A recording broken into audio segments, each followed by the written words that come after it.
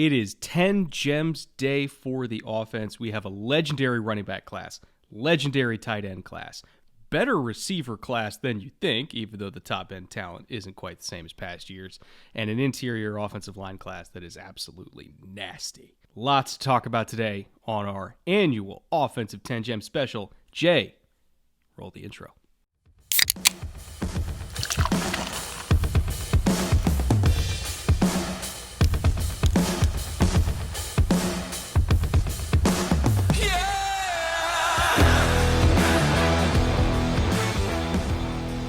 What's up, everybody? Welcome back to another episode of the Bootleg Football Podcast. As we said, it is 10 Gems Day for the offense. Just to give you a little primer on what a gem is, if you've somehow never heard this series over the last 3 or 4 years, however long we've been doing it, this does not mean the 10 best offensive players. This does not mean the highest rated position players. What it means is these are basically just our guys. These are our 10 players that if we were a GM, we would not want to leave the draft without them. It's first rounders, it's day 2 guys, it's day 3 guys. It's just guys we love. And so, this series has kind of become a staple of our draft coverage. People look forward to it every year. Our hit rate is pretty darn decent now. I think we've gotten a little bit better at this with each passing year. But before we get to our first gem, EJ, buddy, how you doing? Woo! One of my favorite podcasts of the year. I love the gem series in general. We already put out defense. People love it too. That's already over 15,000 views or whatever it's going to be by the time you see this. Offense is going to be just as good. This is a great class, and it was equally as hard. This is a gut-wrenching series to put together because we start out with like 30 players each and go, how can I not include X? And what's the relative weight of Y? Really happy with our final lists. This is a very strong class in many offensive categories, and you're going to see that reflected throughout. I'm just going to kick it off because we got a lot to talk about, and we got a lot of great players. My first gem for offense for 2023 is Roschon Johnson, running back from Texas. And this is a guy I've been excited about since I scouted him on tape before we went to see Texas versus UTS or UTSA versus Texas live in Austin down in September. And I had like 9 guys that were potential guys coming out. We're going to be talking about most of those guys from Texas, but Roschon was the guy at breakfast the next morning. I was like, dude, like, have you seen this guy? Like, why is nobody talking about him? And I know the answer is Bijan. I get it. Bijan Robinson is a generational talent. We'll talk about that. But I was amazed that people weren't talking more about Roschon Johnson because, look, it's a Texas tailback, folks. He's the total package as an RB. Great size, top shelf speed and quickness, and a physical running style. He will run you over. He's got everything. Honestly believe that if Bijan wasn't at Texas, because Bijan is as good as everybody is saying, Roschon would have been a top 5 back in all of college. All of college football. Probably. In terms of production, yeah, probably. Yeah. I thoroughly believe that. People just haven't seen him because, look, Bijan's shadow is huge, and rightfully so. But here you go. Bijan, with everything you've heard about him, which is all true, and you saw it at the Combine over the weekend, Bijan averaged 6.1 yards per carry behind that Texas offensive line. And he's being heralded as one of the top 5 players in this class at any position, and I think that's true. Behind that exact same line, Roschon averaged 6 yards a carry. 1/10 of a yard less than Bijan. Yeah. Like, if you believe all the things about Bijan, it's impossible to look at Roschon Johnson and not go, holy crap, that's an exceptional football player. That's what I believe. That's why he's my first gem. And, he has a very different style than Bijan. I would say in terms of like third down versatility, Roschon's more of the protector. Bijan's more of the receiver. Mm-hmm. I would say in terms of running style, Bijan, not that he's a dancer, but he's more, I'm going to make you miss, whereas Roschon's just, I'm going to run over you, and there's nothing you could do about it. So I would say in terms of like stylistic, I would say like Bijan's more like Le'Veon Bell, Roschon's more like, if you remember Brian Robinson from last year, the Alabama running back that had been there for a long time, went to the Senior Bowl, just like Roschon did. And, people like were not paying attention to Brian Robinson because they're like, well, he didn't really start till his last year. He couldn't win the job. And I'm like, well, did you see who the running backs were at Bama? Like, it kind of makes sense. But, like, you know, he finally got his moment to shine. And when he got on the field, he was really good. He was very efficient. You know, was better in space than I thought he was given credit for, even though he was a very big back, great in pass protection, could catch the ball. Just an all-around solid player. And Roschon profiles, I think, like the exact same way. I think in terms of, you know, starting potential in the NFL, it really does depend on where he goes. But I also think that, you know, if he, pending what's happening with Alvin Kamara, but like if he went to a situation where it's like our number one back is Alvin Kamara or Austin Eckler, you know, smaller guy, more of a receiver type. Not that Austin can't get it done in short yardage, but it's like, hey, if we want to take those hits off of him and save him for all the other stuff, we need a guy that can come in and like just be that goal line grinder, you know, convert third downs for us, pass protect, do all that other dirty work. Like he would go to the Chargers and be the other half of the coin for them. And if Austin, knock on wood, got hurt, Roschon could start and be productive in a whole bunch of different ways for them. So, yeah, I agree. You know, he was in a very large shadow behind Bijan, and I think pretty much every running back in college football would be, but he still acquitted himself well, and when he got on the field, he played well, and I think that's what scouts care about. It's not like they weren't paying attention when he was on the field. Like, scouts definitely saw what he could do, and he will get drafted somewhere and probably between the late third to early fifth round is what I would say. It's like him and Charbonnet are kind of competing for that type of role, right? Yeah, the explosion is the thing I think sets him apart from, and Brian Robinson had it as well. When Brian Robinson got an opening and took off, there were a couple plays on tape last year where you're like, wow, where's that all the time? Yeah. But I think Roschon brings that consistently. So you are going to bring him in to be a bigger back and to run physically, but he's got shake. He's got, I think, more shake than Robinson did. And that's the thing, is you didn't see the explosive plays drop off when Bijan went out and Roschon came in. They still hit explosive plays in the running game. And he's got a little bit more jazz. So I think you're right. He comes in as a complimentary back, but when he gets that chance, when Eckler or whoever's in front of him gets dinged up, he's going to start running over people and running by people. And then he's going to run around a couple people, and people are going to be like, he's not just a thumper. Holy crap, he can score from 35 yards out. And the answer is yes, he can. And I think people are going to get their eyes opened up. Again, it's all about opportunity, as it is with all players, but especially for running backs. You can get buried in a good depth chart, not get your touches. But when he gets his touches, people are going to be like, wow.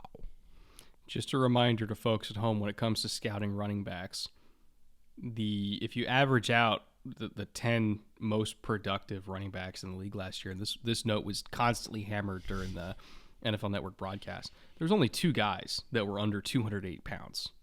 And Christian McCaffrey was one of them, who's like an outlier in almost every sense of the word, right?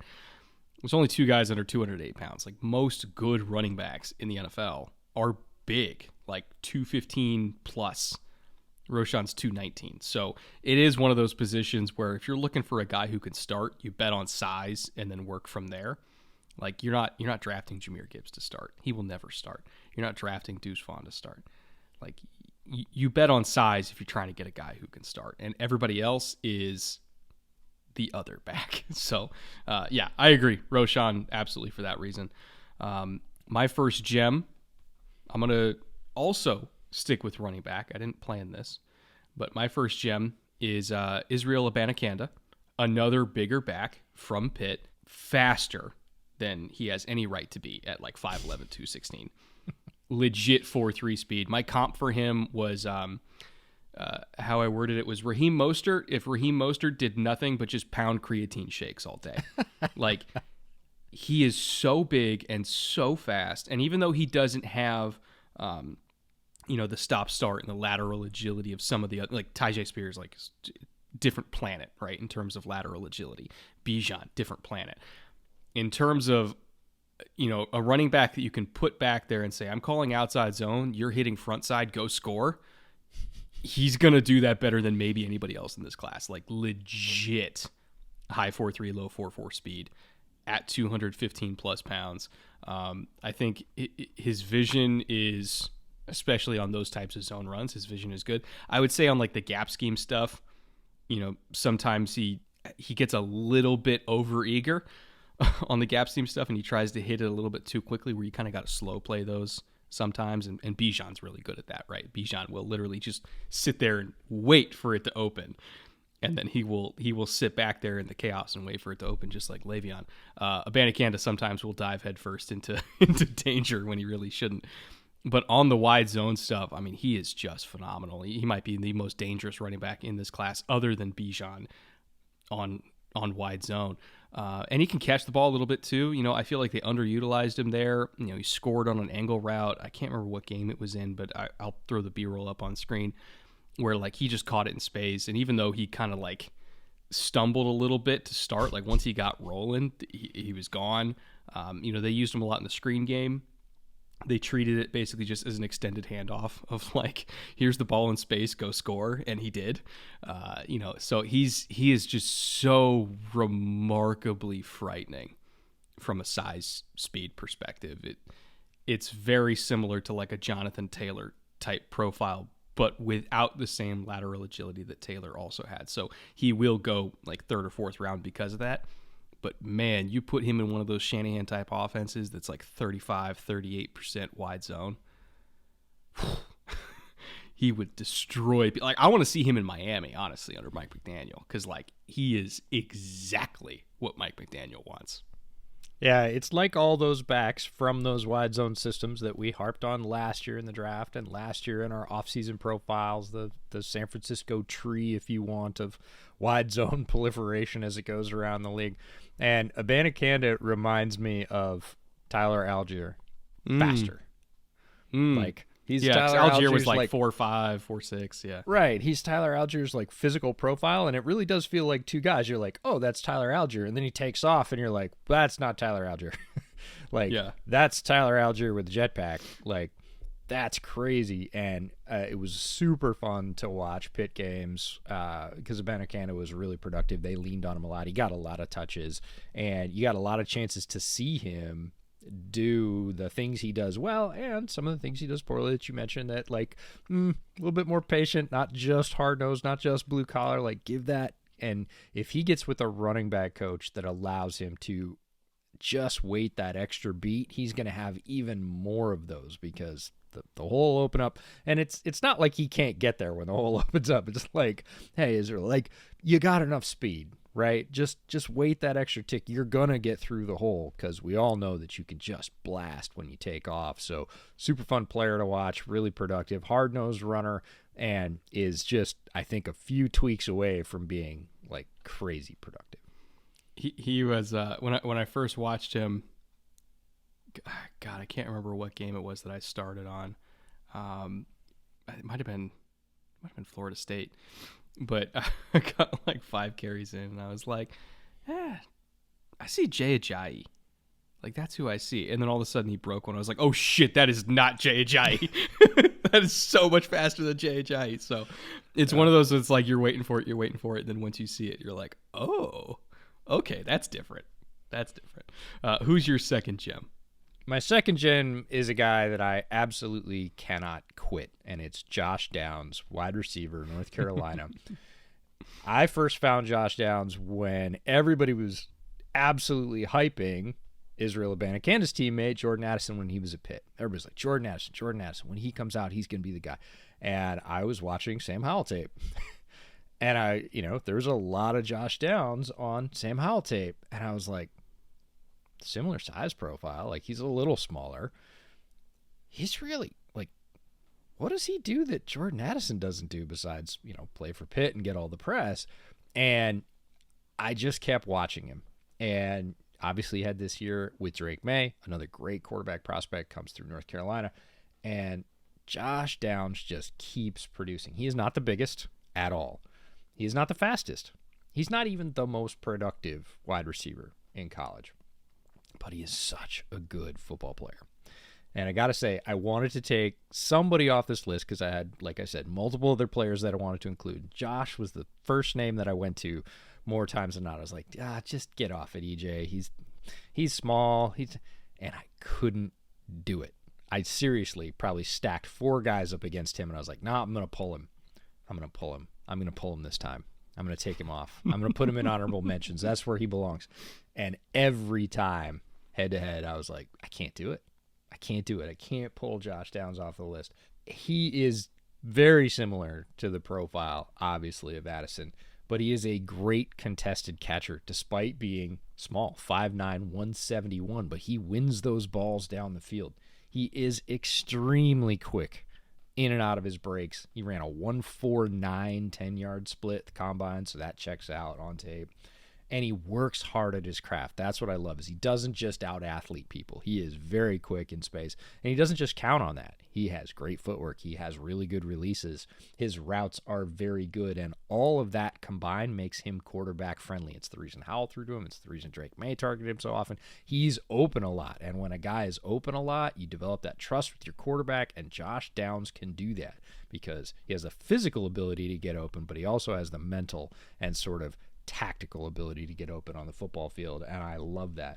He's going to get picked later because of his size. We talked about it. 5'9", 171. Not going to impress a lot of people. But you look at the tape, two different quarterbacks, really consistent over the last couple of years. Great contested catcher, which kind of belies his size. You'd think, oh, he's small. He doesn't do that well. He does. Just a great, great football player who I could not pull off this list. He's a fascinating prospect to me because he's a small guy that plays big, and there's some big guys in this class that play small. Yes, there are. And even though he is 5'9", 171, a contested catch rate of 70% is absolutely absurd.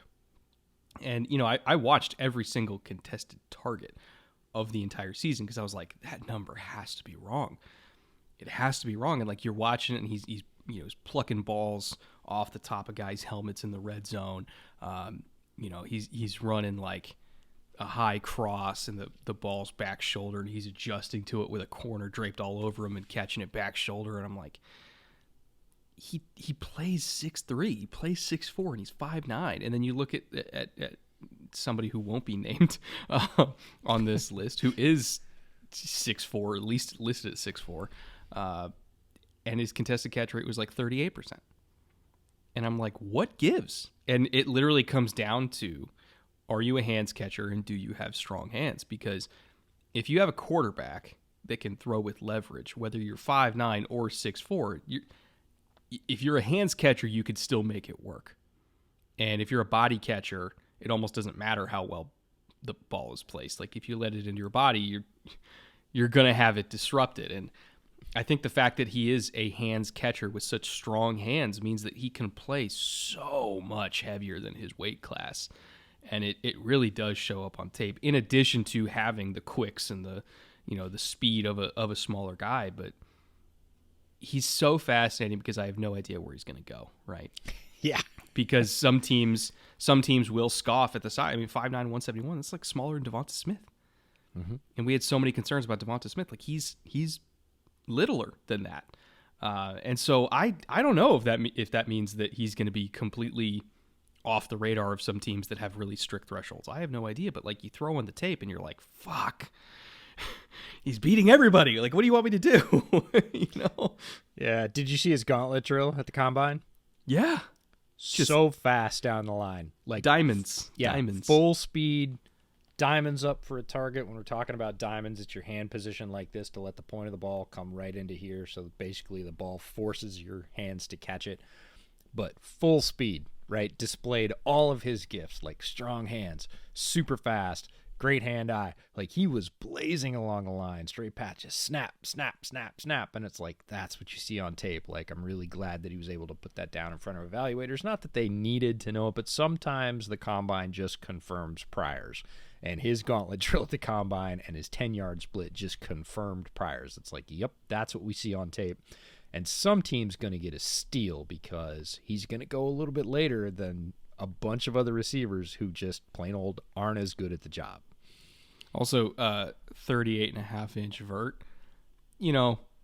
Just saying, if you're 5'9" with 38.5-inch vert, theoretically, that's the same as if you're 6 foot with a 35.5-inch vert. So, it all kind of evens out, right? Right?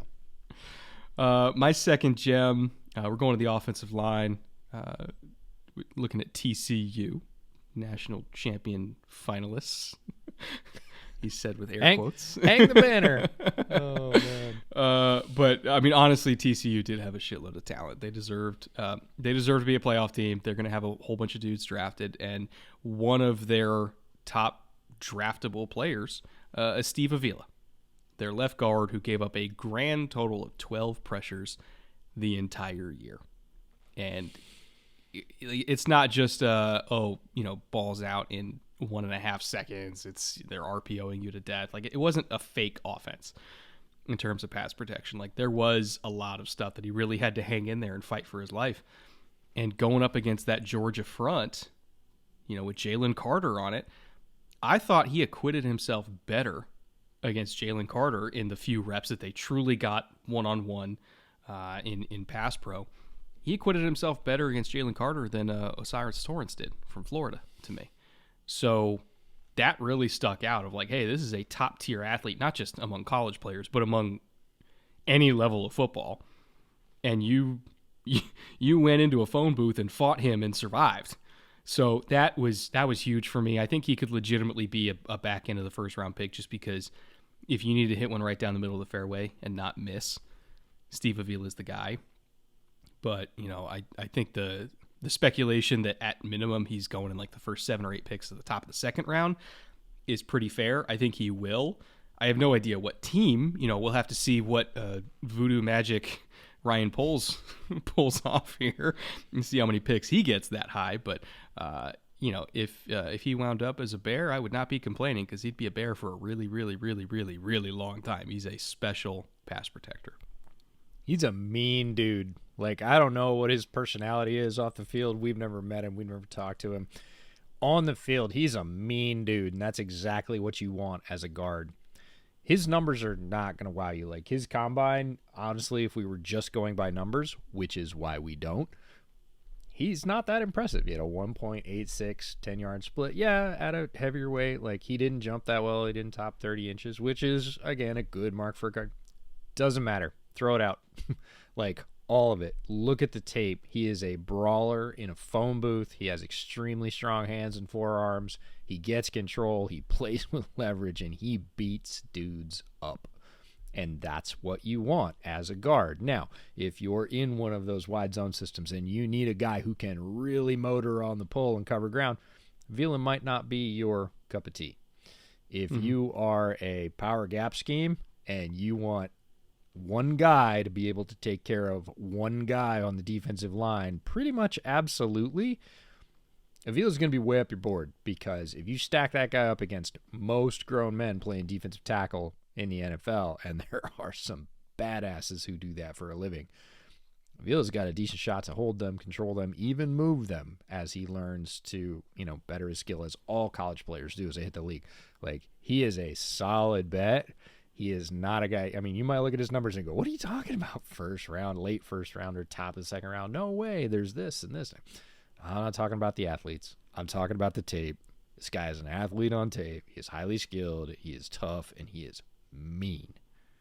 If people just watch the 40-yard dashes of the offensive line, didn't stick around to watch the drills, they missed what he did in the field work, which was far more impressive from an athletic standpoint, yes. Right? Some of the bag drills they were doing to like simulate picking up stunts, and like you saw his feet, you saw him like it's just pistons up and down, right? The kick set drills, like where they had Jeff Stoutland running the drills, and like his first step is really explosive, especially for a guy his size. He's like 330 plus, and that also, again, it shows up on tape. Like, he gains so much ground, and guys that are typically built like him, that are super physical, they short set everybody, right? Like, they get up in your face because they don't think that they have the nimbleness to survive and mirror and kind of invite you in and then clamp you down. Like, they short set you, so either they win fast or they lose fast. It's going to be fast regardless.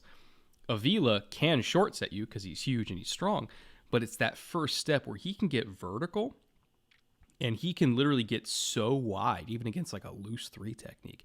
He can get so wide that he takes away the edge And he literally says, you're either coming through me or going inside, but I'm taking away the edge. And if you go inside, I'll wash you down. I'll trust my quarterback to adjust behind me. And if you go through me, fuck you, I'm 330. You're not going through me, right? So it's the explosive first step for me combined with the physicality. Like, that's why he only gave up an average of less than a pressure per game, which is special stuff. You know, like you mentioned in the run game, like, is he going to be like amazing at wide zone or anything? Like, no, probably not. But man, if you just run a whole bunch of inside zone and you want to not have the front of your pocket collapse ever, it's going to be hard to top Steve Avila for me in this guard class. I think he might actually be, depending on how you classify some of the tackles converting, right? I think he might actually be the best pure guard in this class.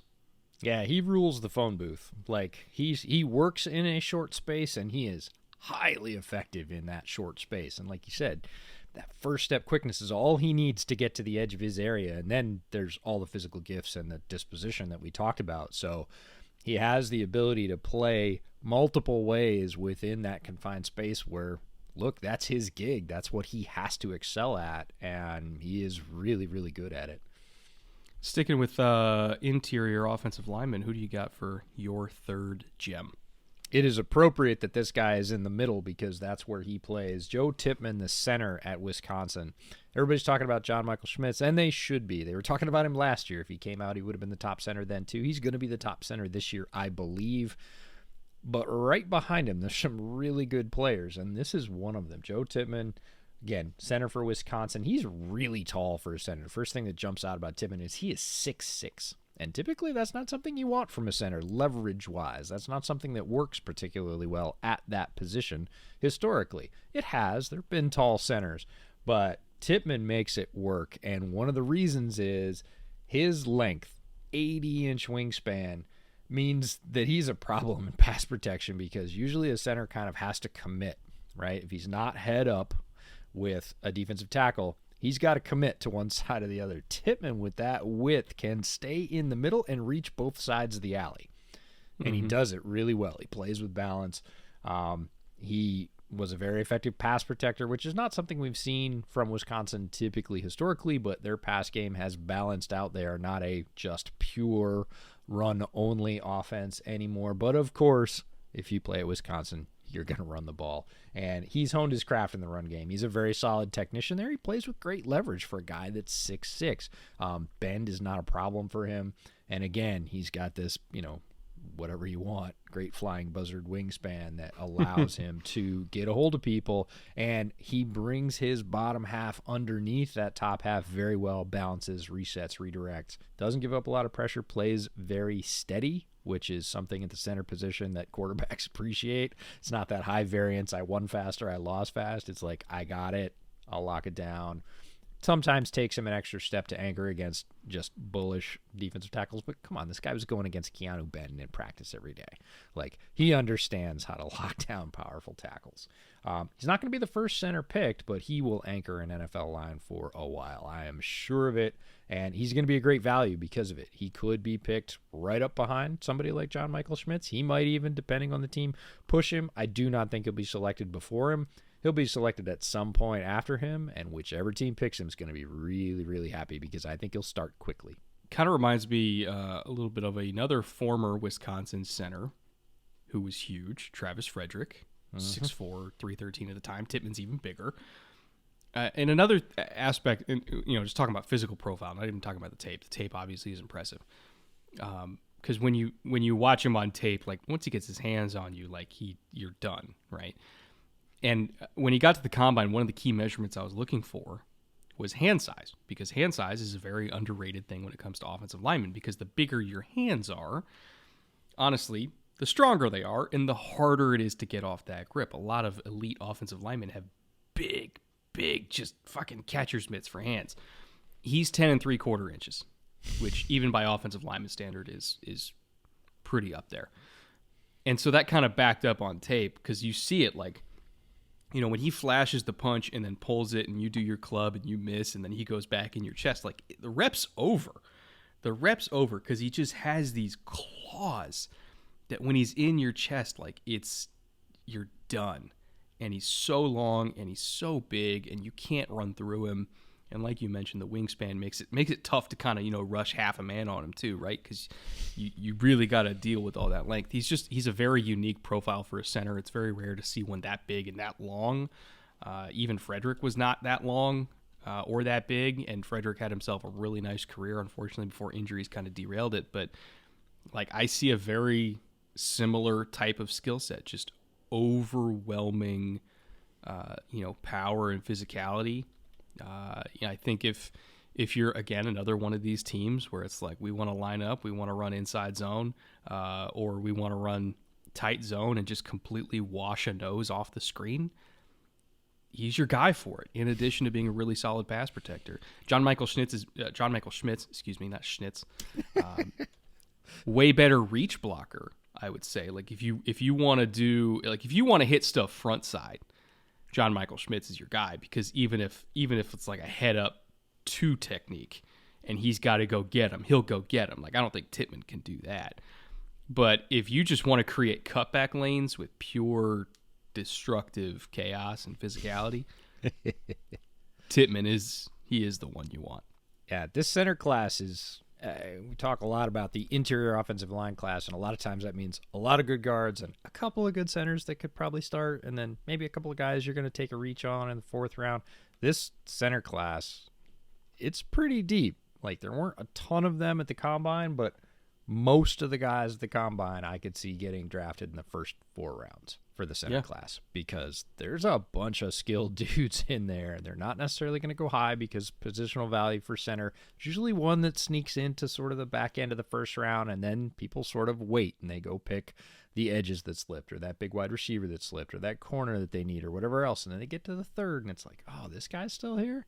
Wasn't he a Joe Moore Award winner? As a matter of fact, this year he was. All those players they're great values, and they are low risk, and we know that NFL GMs love low risk. I mean, there was 3 at the Shrine Bowl alone, like Ricky Stromberg, Juice Scruggs. John Gaines was there too, right? Yes, he was. Who tested out of this freaking world. Yeah, he's one of the guys that made the most money this weekend. He there's like a threshold for short shuttle for offensive linemen. I think it's like 4. I'll look up the exact number, but he was the only offensive lineman to clear the threshold, and that threshold historically, if you meet it, you start 87% of your games, and he was the only one in this class to meet it. So Gaines he's pretty physically gifted, and again, he's another one of these guys with center guard versatility you're going to get on day 3. So it's like there's a million of them. Like it's that kind of interior class. My 3rd gem, sticking with run blocking maulers, but at a different position this time, Darnell Washington, tight end from Georgia, who's basically just another offensive tackle that also happens to run 4.6 and can catch the ball.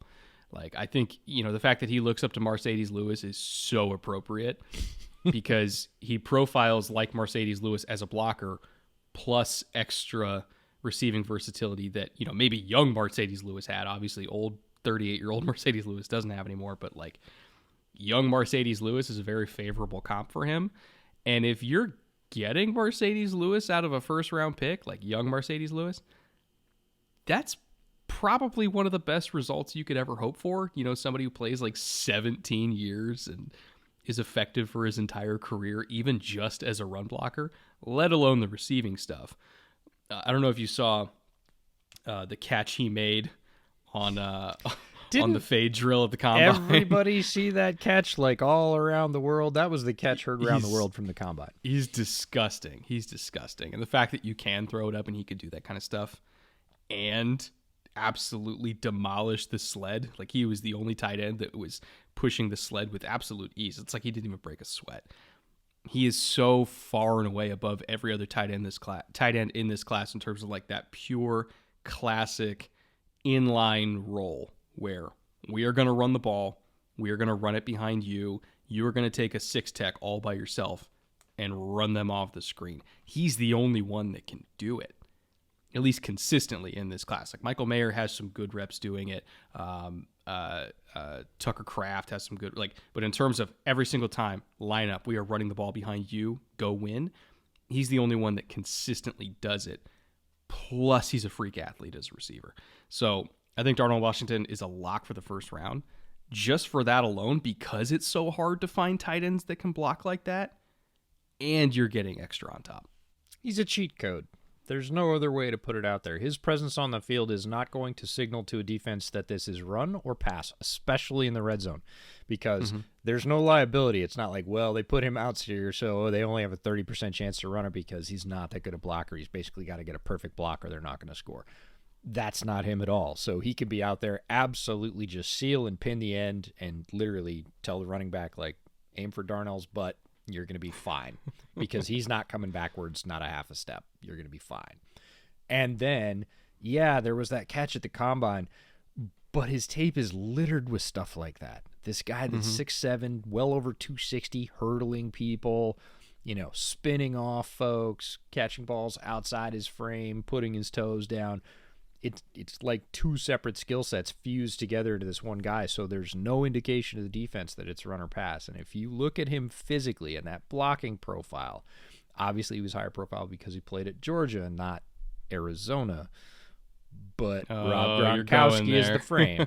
Oh, yeah. Rob Gronkowski is the frame and the blocking. Now, I'm not saying Darnell Washington is going to be a Hall of Famer, because Gronkowski, probably the best tight end that's played certainly in the last 20 years, I would say. And there's some stiff competition there, but when you look at both sides of what a tight end has to do, they have to straddle that line. Gronk, we all say, could have put on 20, 25 pounds and been a Pro Bowl offensive tackle, like, easily with his blocking skills. You looked at that sled drill.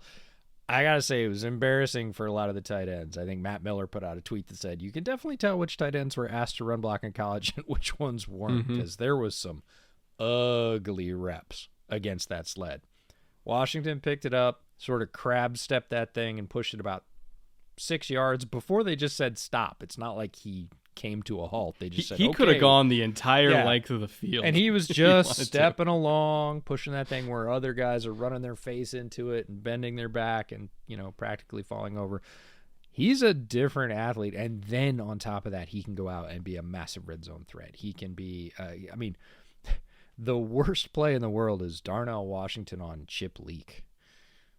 Oh, God. Yeah, you get him rolling with some poor 180-pound corner out there trying to tackle him. Well, he's going to make funeral arrangements, dude. He's going to destroy the defensive end, right? He's going to cave him in completely, and then he's going to roll off, and you're going to have some, coverage back. Pick your poison. Like, he's really fast, he's really tall, he's really strong, and he catches with his hands. In terms of a mismatch nightmare, there's not many other players in this draft. And in terms of lottery upside, like if you hit and he maximizes his potential, the only player with a greater score in that category in this draft is Anthony Richardson. And that could change your entire franchise. So he's the guy that I put on and took off this list more often than any other player. He was in my honorable mentions, but you elevated him to the full squad, to the starting 10. So I felt great about that because I didn't have to pick him, yet we still get to talk about him. So great player. Love him, and he's going to change some team once the coaches figure out, we can do everything with him. You have another tight end on your list, one that if you didn't pick him, I was. So either way, both these guys were getting on here. Who's your fourth, Jim? Yeah, we did each other a favor with these couple selections. Dalton Kincaid, the tight end from Utah. Again, I swapped him in Washington multiple times. I thought about some other tight ends.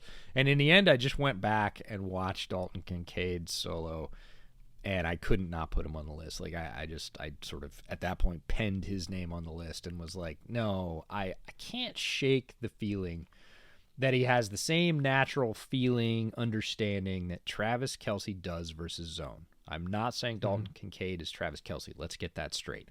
I'm saying that when I watch those two guys operate against zone, Travis Kelce is the best in the NFL right now at operating against zone. And I would probably say wide receiver or tight end. And that shows up in multiple ways every time. He is always in the right spot for leverage. And we all know he can pick his own spot in that offense. Dalton Kincaid has a lot of reps that look the same. When you look at where he catches the ball, he is perfectly equidistant in between the three defenders. It makes it, again, very quarterback friendly, very easy catch target. But he just has that natural feel of where to stop, where to float, where to coast, where his leverage is. And that all adds up to him being really good after the catch as well. He was ridiculously productive is the other thing I love about him. 70 catches for 890 yards and 8 TDs this year. 12.7 average, which is a really solid number for a tight end. It's not one of those screaming down the seam tight ends. There are definitely tight ends that have a higher yards per catch average. But overall, that kind of production is great. And another tight end in this class that's getting a ton of buzz is Luke Musgrave. Now, Luke Musgrave's physical marvel. He's really fast, and he can stretch the seam for you. His best year, Musgrave's best year in the very same conference ever, 22 for 304 and 1 touchdown. 22 catches, 304 yards, 1 touchdown. If he didn't get hurt this year, obviously, I mean, because like the first couple games, Musgrave was the passing offense, and you know they're up by you up at Oregon State, so you watch them, but you know that, but. He would not have produced like Dalton, because very few tight ends ever produce like Dalton Kincaid, college or pro. Also, one quick note on the 70 catches. A third of those came against USC, like by itself. I don't know. I mean, everybody's watched the USC game, but like if you haven't, go watch Dalton Kincaid. Like the first time against USC, he had 18 catches for like 220 yards or something like that. Everybody knew he was getting the ball every single third down. It didn't matter. They literally could not stop him. One of the most dominant performances I have ever seen from a tight end in my entire life. They could not stop him. And that is a defense full of great athletes. It wasn't a great defense necessarily. They didn't necessarily play together, but like USC is stacked in terms of athletes, and Kincaid showed his athleticism against that. He's fluid and smooth. He is a great hands catcher. We just talked about that with Josh Downs, especially on the seam route. There's a huge one versus USC that is on all the highlight tapes. You can catch it there. He's dangerous after the catch as well. Broken tackles, you can see those versus Colorado, versus Florida, literally on every tape. But Colorado and Florida, he had some ones where he embarrassed the defense on basically just keeping running through contact, spinning off contact. And he's fast. He often out-accelerates the number 2 and number 3 wide receiver for Utah. They go 4 verts with him a lot in the split out wide in the slot, and he is the second fastest guy off the line. The number 1's faster than him.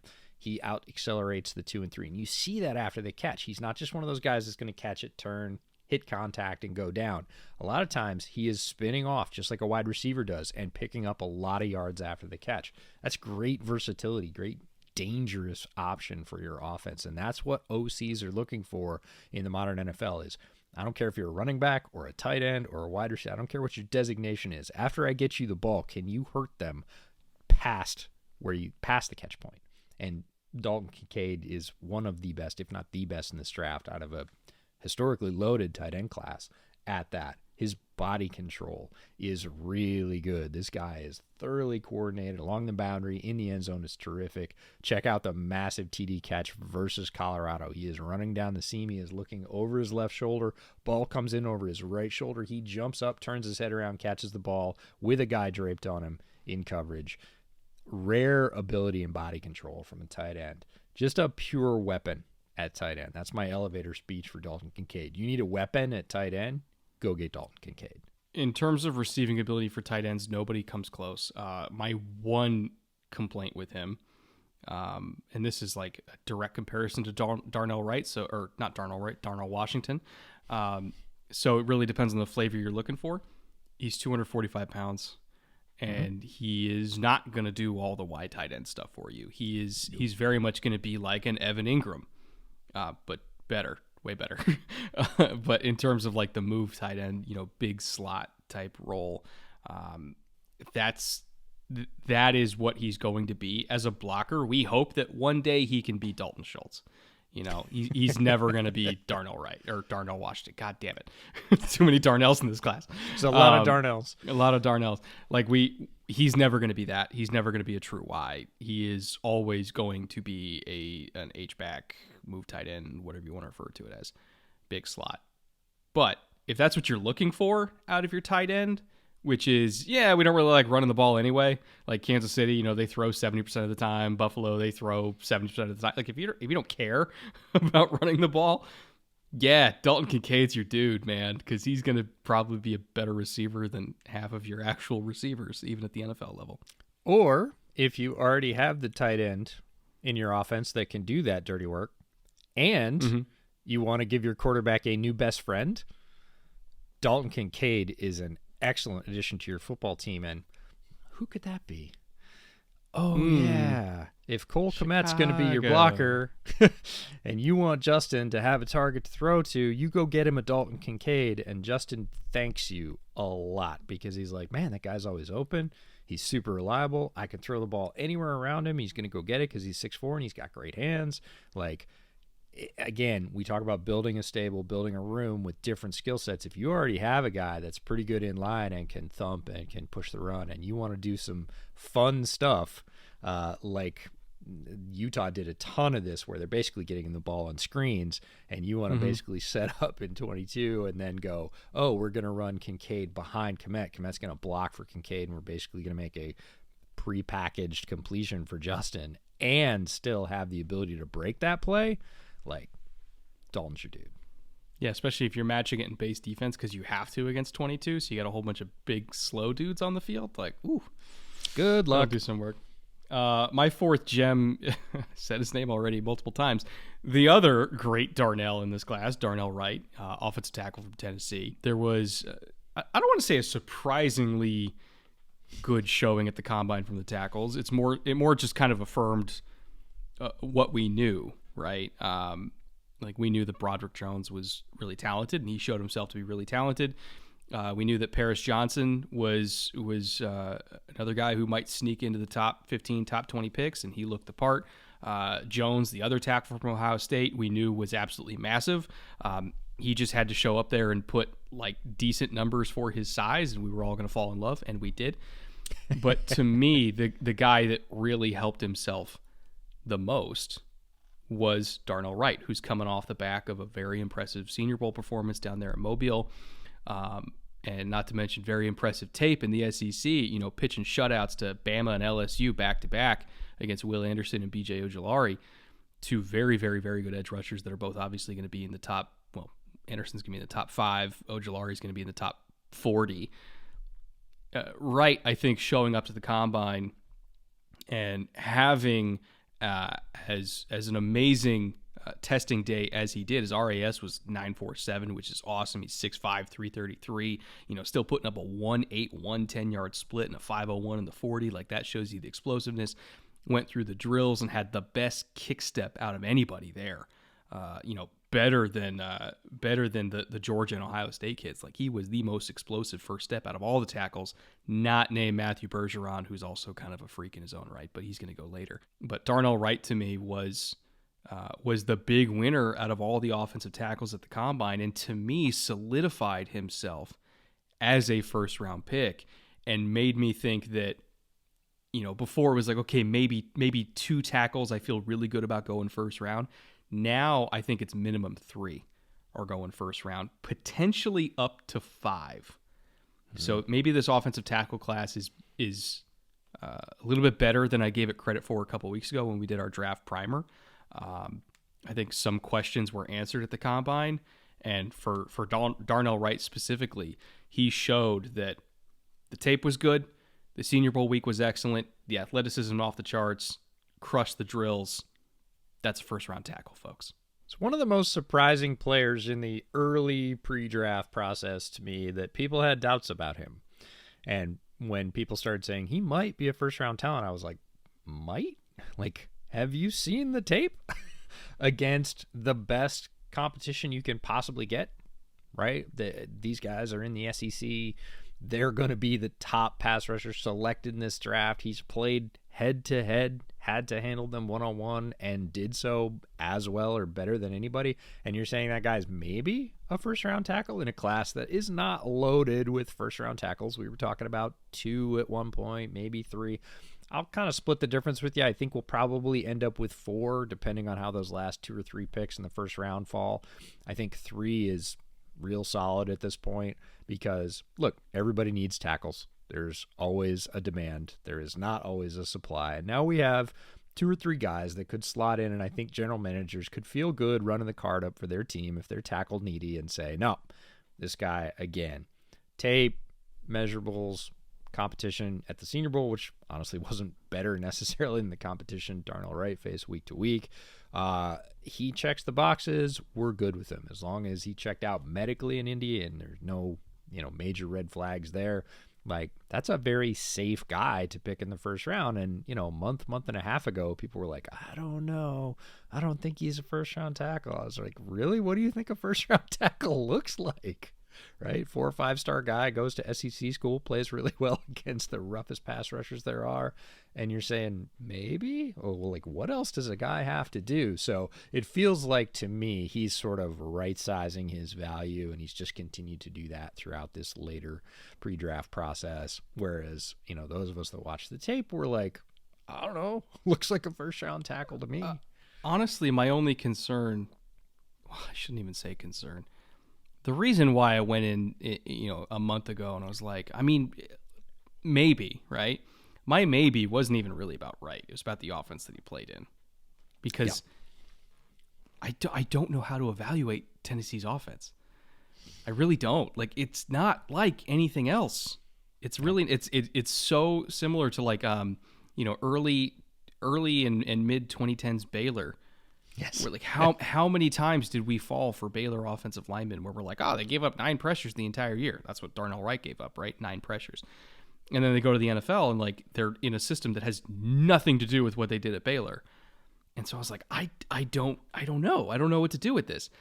But when you isolate 3rd and long pass protection reps with like an actual kick set against Will Anderson, against B.J. Ojolari, when you're looking at all the Senior Bowl, when you're looking at everything he did at the Combine, now that's when you start to build confidence of like, even when he gets out of that Art Briles style offense bubble, he can survive. He's different, right? And so it took me a little while to get to that confidence level, but after seeing all the accumulation of evidence of like, it's okay, it'll be fine.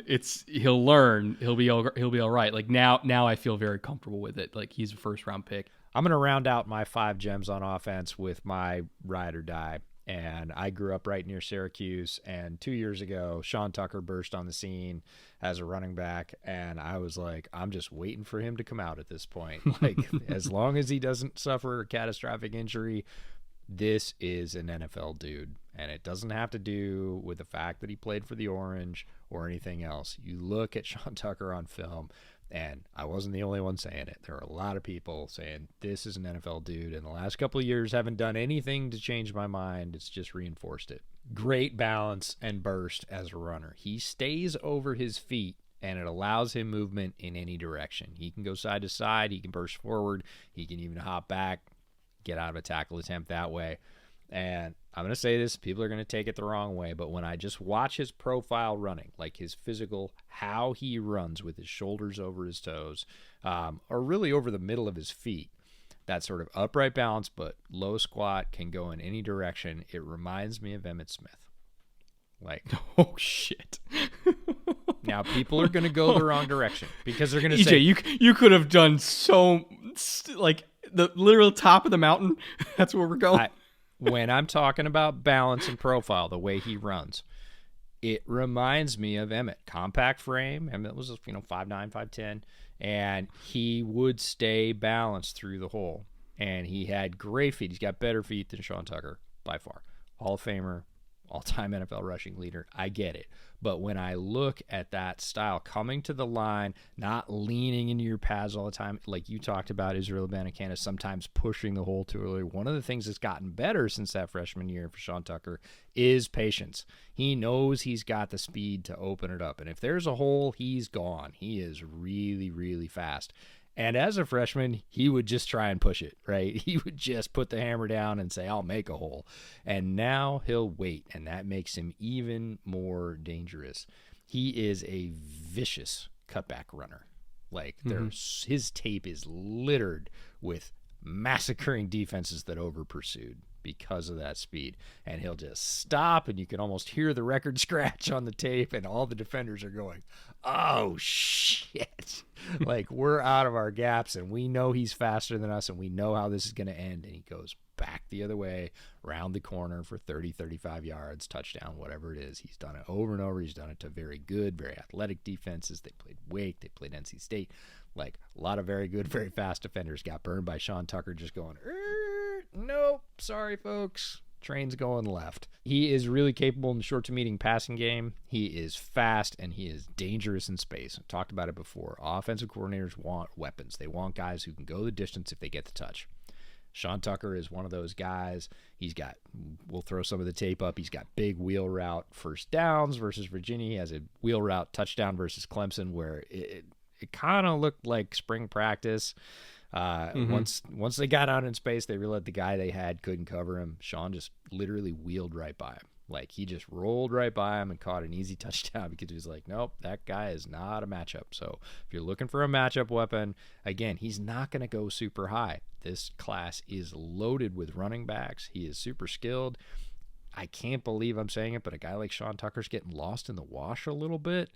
And some team's going to pick him up in like the third round, end of day 2. And again, it's all about opportunities. Probably going to come in as a second back. And then somebody's going to get hurt. And everybody's going to go, holy crap, this Sean Tucker guy is really explosive. Yes, he is. A really good running back.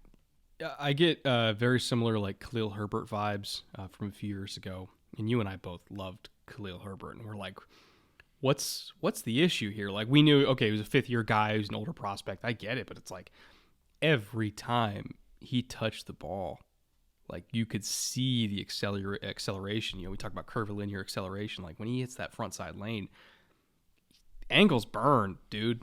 Like, Angle is burned. I'm really upset that we didn't get to see him run at the Combine. You know, we didn't really get any testing numbers from him. I don't know if he's going to do any in his pro day.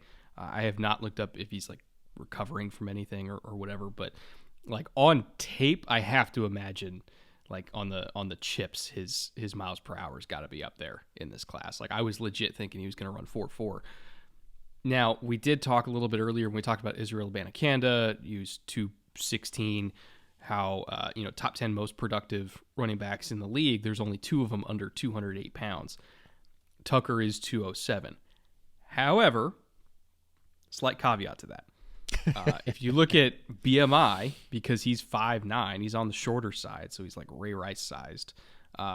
If you look at BMI, typically workhorse capable backs are 30 plus BMI, and there was only 10 running backs in this class that were 30 or more BMI. Most of it was like, Bijan, who's 215, Abanikanda is 216, Chase Brown's huge. Sean Tucker, because he is 5'9", but he's rocked up at 207, was one of those 10 running backs with 30 plus BMI. So he can still take hits even though he's under 210 pounds. I think the Khalil Herbert comparison of like, hey, he's going to be your RB2, but when he gets on the field, fans aren't going to want him to leave because he's so explosive. I think that is a very appropriate expectation for him. Again, no idea where he's going to get drafted. No idea. Like, if you said third round, I'd say, yeah, fine, sure. If you said fifth round, I'd say I understand. I got no clue. But I do know that if he goes to the right backfield as like a number 2, let's say he goes to Seattle as Walker's number 2, that would be nasty. Yeah, there are so few places where I could put a guy like Sean Tucker in and feel bad about his fit because he is really, really skilled. He is skilled enough to be a starting back in the NFL. He's probably not going to be just because of the overabundance of talent in this draft, and folks go with their established starters. He's going to have to prove himself in pass pro. He's not bad there. He's a tough dude. Can he get better? For sure. Is he better than Herbert in pass pro? I believe he is. He's got, more starting experience, not necessarily more miles. He's still fairly fresh, but he took carries at Syracuse, but he was not one of those guys that had, 450 carries a year or whatever. So I love his profile. I love his value. The fact that you're going to be able to get him end of the third, middle of the third, all the way down to middle of the fourth, or even, like you said, could slide to the top of the fifth. I think that would be a crime, but it's possible in this particular draft class because of positional value and because of just supply. If you do that, it's stealing. I will say, from Owings Mills, Maryland, home of the Baltimore Ravens. That's where their headquarters. I think they call it the Castle. Pretty sure that's out at Owings Mills. And guess who needs a third running back, EJ? Just looking at free agency here. So, bring the kid home, John. Bring him home. Yeah, it would be a great fit. But again, like I said, there are probably a handful of teams where I would say, I don't like the fit. And I mean like 3 or 5. And anywhere else he went, Again, he's not going to displace the starter, but I wouldn't be upset with the fit. Like if you said, oh, guess what? We're going to put Sean Tucker in a Kevin Stefanski offense. Yeah, sure. Sure. Like I would love it if you said, oh, yeah, he's going to be on the Texans and he's going to back up Dameon Pierce. I'd be like, tremendous 1-2 punch. That's great. And you can just keep going around the league like that because Tucker is such a talent. My fifth and final gem to round this out, we couldn't not put him on here. He's both of our wide receiver. Well, at least he's mine. I'm pretty sure he's yours too, right? In terms of first-rated wide receiver, Zay Flowers. Are we in agreement on that? Or I not? don't know if he's my wide receiver 1 yet. Is he in the conversation? 100%. Like legitimately, and he may end up there. I haven't done all the work I need to do to sort of put my stamp on that at this point and say like, oh yeah, head and shoulders, he's number 1. Is he in the conversation? Yes, he is strongly in the conversation for wide receiver 1. I think looking at his skill set, he's one of the only guys in this receiver class. And I will say, receiver class deep, but not top heavy, right? Mm-hmm. We might get 2 or 3 in the first round, maybe, depending on how people feel about Jackson Smith-Njigba and Addison and Quentin John. Like, no clue how many are going to go in the first round. I would imagine probably 3, but there's still quality receivers throughout the entire draft. So it's deep, but not top heavy. That being said, Zay Flowers is possibly the only receiver in this draft class that I think still would go in the first round in most draft classes. He's the only one that I really don't have any questions about. I know some people are concerned about the size, but how many times are we going to see a 5'9", over 180-pound receiver play for 8, 9, 10 years in the league, right? Did you see the pictures of him from... Dude, he's rocked up. Like he gained 13 pounds. Yeah, when we sat with him, and he was in the process of adding weight, like from his playing weight. He'd already added a bunch of it, but look, in tracksuits, you don't get to see it. He had the sort of before and after photo. The before photo was great. Super lean, great muscle mass, whatever. He added 13 pounds of straight muscle from like the 170s to 183, and he looks like a bodybuilder in that photo. So anybody that's like concerned about the size, we keep saying this over and over again, he's the same size as Tyler Lockett, right? He's like pretty much. He's basically the same size as Brandon Cooks. Like he's barely under Brandon Cooks, and they're both fine. Yeah, there's no real concern if you see that picture and watch his play on the field about his size. He's not one of those guys that you're like, well, he's 161. Not even close. He's got an NFL-ready body right now. And then you look at the production, all 3 levels of the field, and that's where I think he really separates himself. Is a lot of other guys are like, oh, he's really good at deep ball. Oh, he's really good at the under. Like Flowers, you just say, yeah, he's good at it. Doesn't matter what it is. You want to give him jet sweeps. Like, he can break a tackle. He's not going to go down on the first tackle like some other lighter guys are. Like, he is physical as a runner, super elusive on screens, got easy gas on the deep ball, ran 4.42, and it looked like he didn't break a sweat. Great ball tracking ability. Like, some concentration drops here and there on, like, crossing routes. I feel like sometimes he would turn his eyes upfield a little bit too early on those, but it's not like he has bad hands. He has really good hands. It's just for whatever reason on those crossing routes, sometimes he'll have a little bit of a lapse. And we even saw that in the gauntlet drill, right? Both at Shrine and at Combine. It's just for whatever reason when he's moving laterally, sometimes he turns too early. But like if I'm throwing up a deep post, I'm not kind of like looking through my fingers like MVS, right? Where I'm like, please God, catch it. He's gonna bring it in.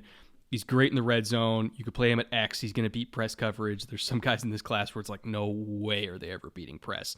Right. Zay will beat press.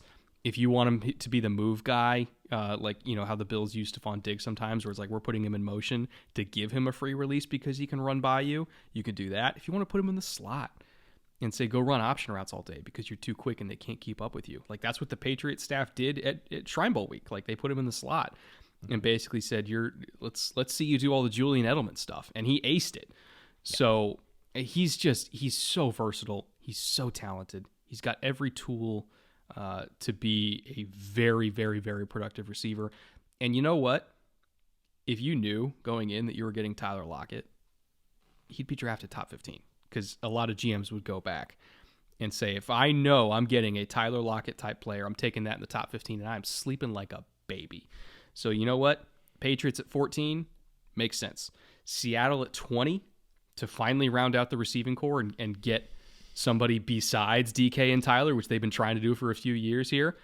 That makes sense. Chargers at 21, I think, and the Ravens are at 22. Both of them make sense. He's going somewhere top 25, folks. We don't know where, but it's somewhere in that range, and he's going to be a really, really, really good player. Yeah, what you said about a GM sleeping easy about selecting a wide receiver in the first round, not typically something wide receivers bring GMs is a restful night's sleep if they're picked in the first round. It's one of the highest bust rates per position. Zay turns that on its head a little bit because, again, you can just go right down the boxes. Is he physical? Was he productive? Does he have experience? How does he play against, tight coverage? How does he play when he gets loose in space? And you're just sort of going down, and he's got a plan. One of my favorite things about our interview with him right here on this channel, he's got a plan. You threw a situation at him right at the end of that interview and said, all right, this is what you need to do. All right, and he came back and said this, and you said, you're not worried about this? And he said, that's exactly what Louisville tried to do, and I beat him anyways. He understands coverages. He's got all these physical skills. He's demonstrated the full sort of array of wide receiver, traits and skills. He fuses that together, makes him, and this is hard to say, it makes him a very safe pick at wide receiver almost no matter how high you pick him.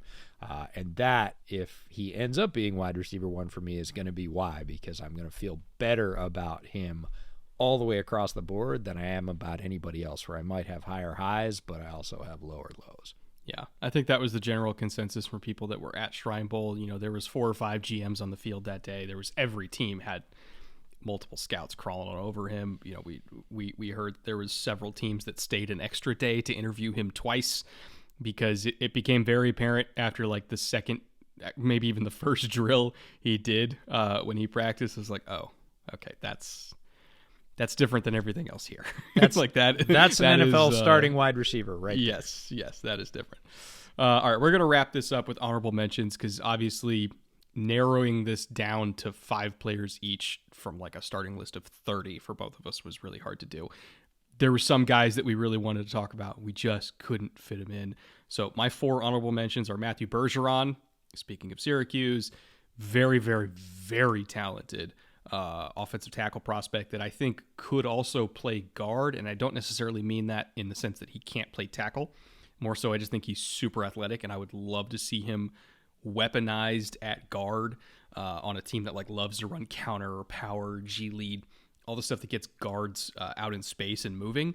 He's so good in space that I want to see him do that more. So I think Matthew Bergeron could be a solid tackle, but a phenomenal guard. Tyjae Spears from Tulane. I had him originally on here, but it's like, God, what more is there? What more can we say about him? Like everybody's in on Tyjae Spears. At this point. He was under the radar until his bowl game, and then he was less under the radar, and then he went to the Senior Bowl, and there's no under anymore anywhere around Tyjae Spears' profile. It's all over. Yeah, everybody loves Tyjae, and so do we. Like he profiles as like I'm not saying he's Alvin Kamara, but I think he's a closer comp to Alvin Kamara than Jahmyr Gibbs is this year. Dorian Thompson-Robinson, who we obviously also saw at Shrine Bowl. Watching him on tape, you're like, man, he's got a gun. He can really spin it. But then he went to the combine. I don't know what Jordan Palmer did, but like man, that 62 miles per hour on the radar gun, like 3 more than Will Levis and Anthony Richardson. But then you see him actually spinning it out in the drills. I'm like, that's real. Like, he's got a cannon for an arm. And, oh, by the way, he's super mobile. He's a really good kid. Accuracy can be spotty. Decision-making can be spotty. But he's very much on that Jalen Hurts, like, every year is better than the last type curve. And even though he's not ready to start right now, I think he will be in a few years. And so to me, it's like you take him to be your new Tyler Huntley. And you just work on it, and you work on it, and you work on it, and eventually you're going to get a starting quarterback.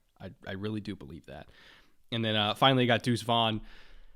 Was he 5'5", 180? He's 5 fun. That's what Deuce Vaughn is. He's such a size outlier, and that breaks my heart because I know so many teams would just take him off the board. But like at the same time, he does things on the football field that like most other running backs in this class just can't do. Like his feet are ridiculous. His lateral agility is insane. He catches the ball well. He runs tough, even though he's 180. Like because he is so short, like he is pretty rocked. I just love Deuce Vaughn. He might be the most fun running back to watch in this class, and it breaks my heart that he measured in so small because I know he's going to go a lot lower than he should. But God, he's fun. So that's my honorable mentions. Who do you got? These were just as hard as coming up with the top 5. I have to talk about Jalen Hyatt again. You talk about that Tennessee offense, but I'd said it in a previous podcast. Jalen Hyatt's freaking scary. Like he's got one trick, but that trick is it's just all gas, right? No brakes, and he just rolls by guys who are really fast, right? We're talking about SEC corners, and he just walks by them. And that will put the fear of God in any defensive coordinator around. Like, if you lose this guy, like he is not a big guy, if he gets a step, forget it. You're not catching him. He can just go the distance. And that is a scary, scary prospect. Again, as well-rounded? No. Do we have some questions about the offense he played in? Yeah. But if you look at it on tape, and there are guys giving him 8, 11, 12-yard cushions, and he doesn't care. Oh, they're terrified of him. Yeah, and he just eats the cushion and rolls right by and throws up the mailbox, right? Hey, out here. And they just look at him like there's nothing they can do. So it is a narrow profile, both physically and in terms of his game and route tree, but, oh, man, it is undeniable. That guy has wheels on wheels. So going to go with you. Go ahead. Devin Smith from Ohio State. Yep. It's literally it's the same thing. It's the same thing. Like Devin Smith was, again, like similar size, 4.3, 4.4 speed. Like he's the post guy. Go run the post, Devin. We'll get it to you eventually, and you'll get a 70-yard touchdown out of it. And then you go to the bench, and we'll see you next week. But like that's him. That's literally what the scariest combination in the NFL, because there was somebody in the comments last week that says, "Hey, could you say where you think they should go?" We'll try as much as we can, but like put that guy with Justin Herbert. As long as it's not in the first round. No. I'm not talking about the first round, but put that guy with Justin Herbert and let Herbert just whip it. Oh, he would. Right.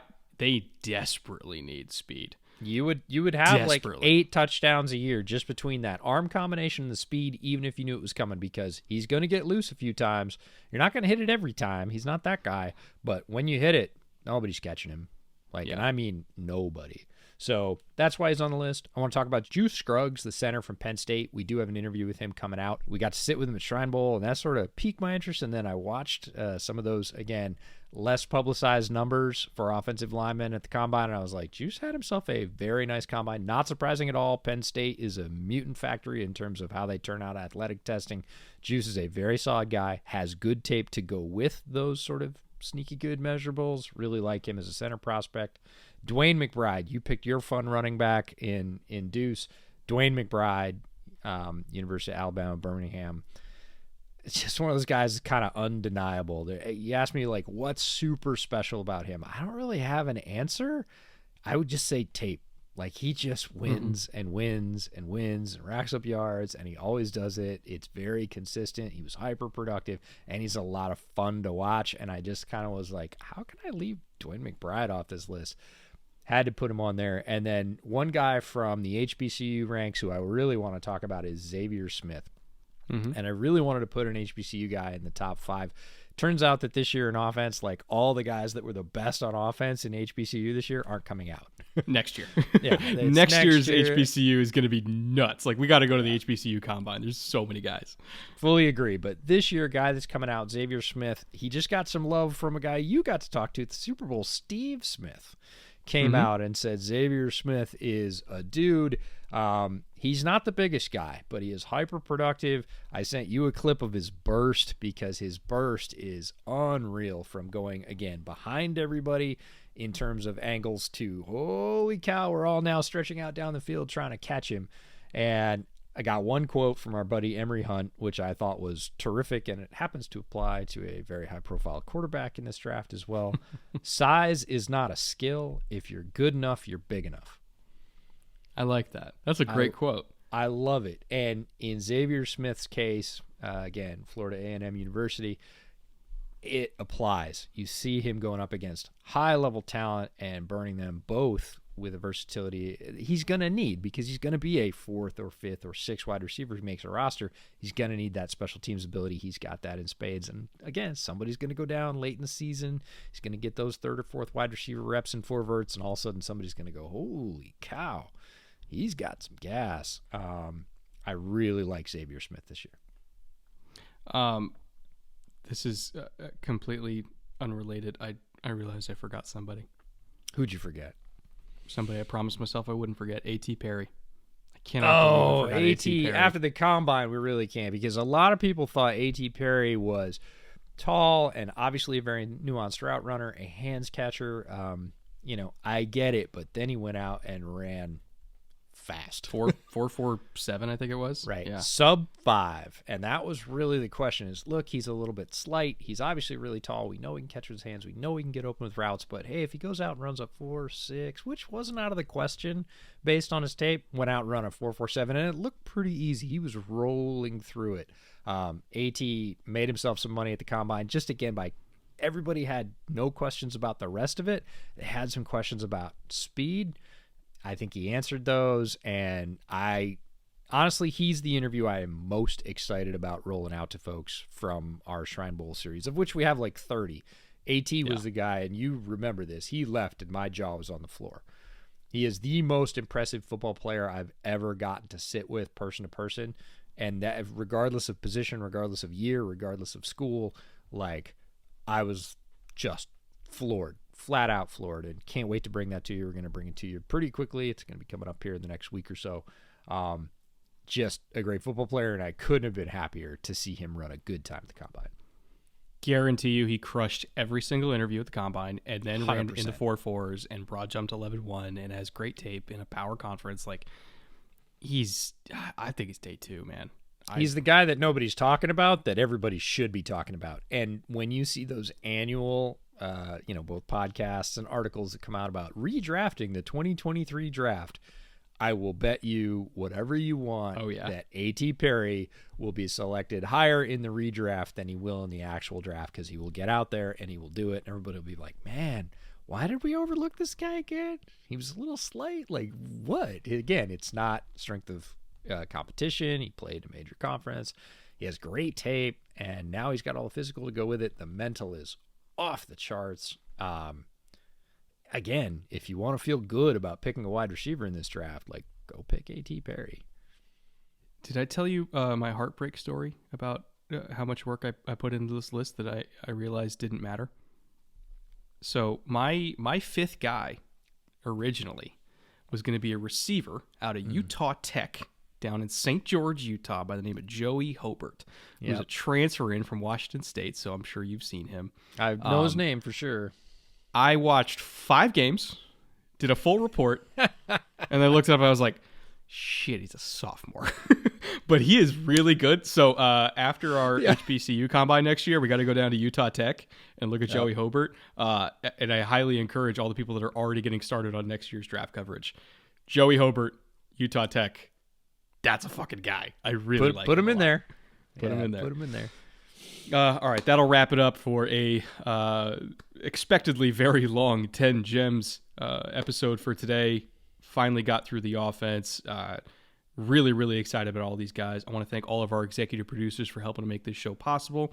Marat, Consti, Caden, Andrew, Taylor, Liam, Connor, Joey, and Mike. We appreciate all of you. If you guys also want to join the executive producer tier over on Patreon, link is down below. We really appreciate that because you help keep this show going and everything that we're doing here. Could not thank you guys enough. EJ, we'll be back next week with, I don't think we've decided on what our topic is next week, but it's something draft related. I believe we will have a very special guest next week. Oh, already? Already. All right, how about that? So we'll have a guest next week to talk football, talk draft, all that good stuff. And we'll see you folks then. Later. Take care.